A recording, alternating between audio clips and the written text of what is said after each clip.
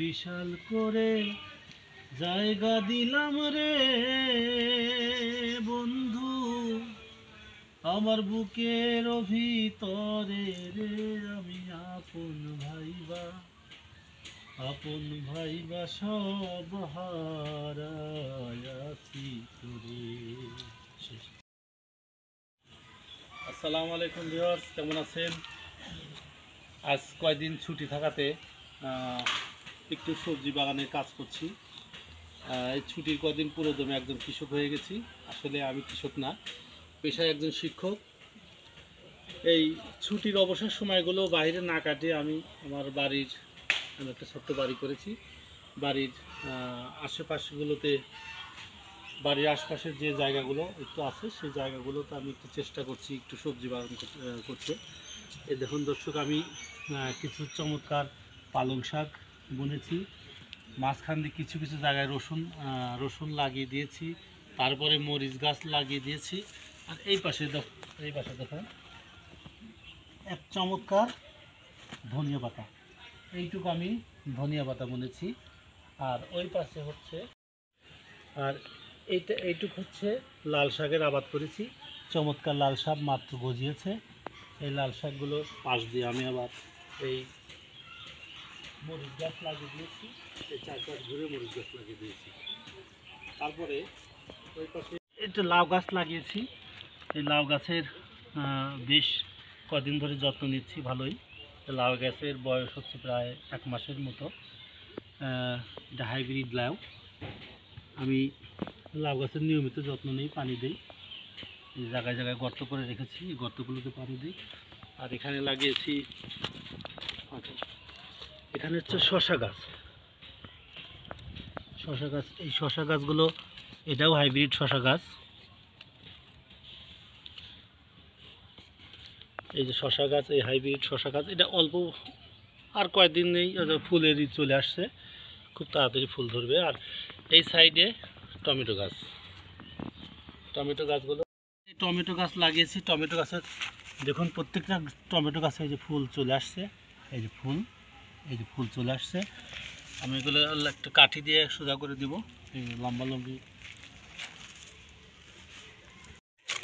এটা হচ্ছে মিষ্টি কুমড়া। আমি 2টে মিষ্টি কুমড়ার লাগাইছি এখানে মিষ্টি কুমড়া। আর এই টমেটো গাছ তো দেখছেনি, পাশ দিয়ে বেগুন গাছ লাগিয়েছি। এই যে বেগুন গাছ আর টমেটো গাছগুলো দেখছি, চমৎকার টমেটো গাছ হচ্ছে। এদিকে আসলে এই সাথে আমি কিছু রসুন গাছ লাগিয়েছি। ওখানে কি দেখা যায়, এই টমেটো গাছ, এই যে টমেটো গাছ লাইন ধরে উপর দিয়ে পুরাটাই আমি টমেটো গাছ লাগিয়ে দিয়েছি। আর পাশে কিছু বেগুন গাছের চারা লাগিয়েছি, বেগুন গাছ, সেগুলো পানি দিতে হবে বেশ। এই যে প্রত্যেকটা টমেটো গাছে এই যে ফুল ধরে আছে, ফুল ধরছে। আমি বরাবর লাগিয়ে দিয়েছি। এই টমেটো গাছ, এই যে টমেটো গাছ লাইন ধরে উপর দিয়ে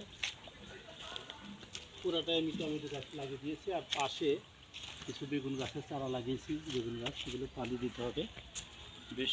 এই যে প্রত্যেকটা টমেটো গাছে এই যে ফুল ধরে আছে, ফুল ধরছে। আমি বরাবর লাগিয়ে দিয়েছি।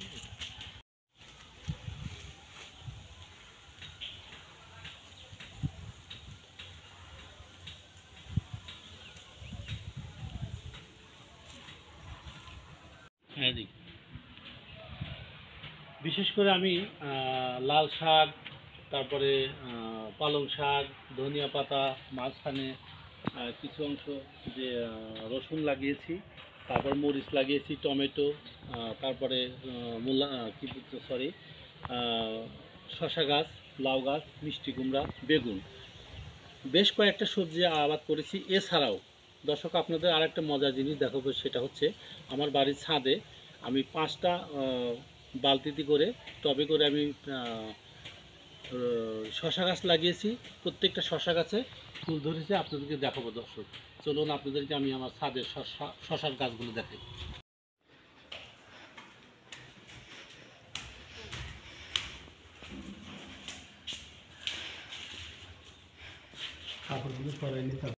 তাছাড়া এই যে ছাদে আমার শশা গাছের যে দিছি বালতি দিয়েছি, এটা একটা শশা গাছ, এইটা একটা শশা গাছ, এই যে একটা চমৎকার শশা গাছ। অলরেডি শশা গাছের দেখুন ফুল ধরেছে, এই যে শশাও ধরেছে। আর এই একটা শশা গাছ, এটাও শশা গাছের চমৎকার ফুল আসছে, অলরেডি শশাও চলে আসছে। আর এটা হচ্ছিল ধুন্দুল গাছ। এখন চমৎকার এই গাছগুলো হয়েছে। এই গাছগুলোর গোড়ায় বিশেষ করে আমি সবজির যে উচ্ছিষ্ট যে সবজির যে জিনিসগুলো সেগুলো আমি এখানে দিয়ে দিই। এগুলো পচে দারুণ সার হয়।